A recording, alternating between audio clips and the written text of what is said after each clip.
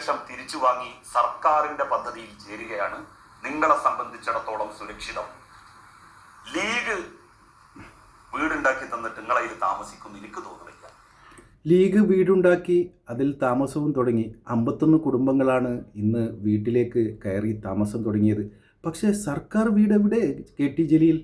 മുസ്ലിം league ഇങ്ങനെയൊരു ഭവന പദ്ധതി തുടങ്ങുന്നു എന്ന് കേൾക്കുമ്പോൾ ജലീലിന് ഹാലിളകി. അതിന് പാരവെക്കാൻ വേണ്ടി നടത്തിയ പത്രസമ്മേളനത്തിൻ്റെ ഒരു വീഡിയോ ആണ് നിങ്ങൾ ഇപ്പോൾ കണ്ടത്.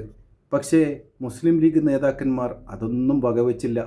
പദ്ധതിയുമായി നേതാക്കന്മാർ മുന്നോട്ട് നീങ്ങി. സമയബന്ധിതമായി വീടുകൾ നിർമ്മിച്ചു നൽകി. 51 വീടുകൾ. ആ വീടുകൾ അതിമനോഹരമായ വീടുകൾ എന്ന് കേരളത്തിലെ സകല മാധ്യമങ്ങളും മനുഷ്യസ്നേഹികളുമായ ആളുകൾ പറഞ്ഞുകൊണ്ടിരിക്കുന്ന സമയമാണിത്.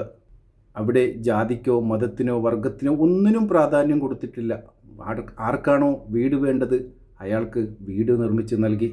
അതിൽ വേണ്ടുന്ന ഫർണിച്ചറും 1 മാസം അവർക്ക് ജീവിക്കാനുള്ള സൗകര്യവും ഒരുക്കി കൊടുത്താണ് ഇന്ന് മുസ്ലിം ലീഗ് ഓരോ കുടുംബത്തെയും വീട്ടിലേക്ക് ഗൃഹപ്രവേശനം നടത്തിയത്.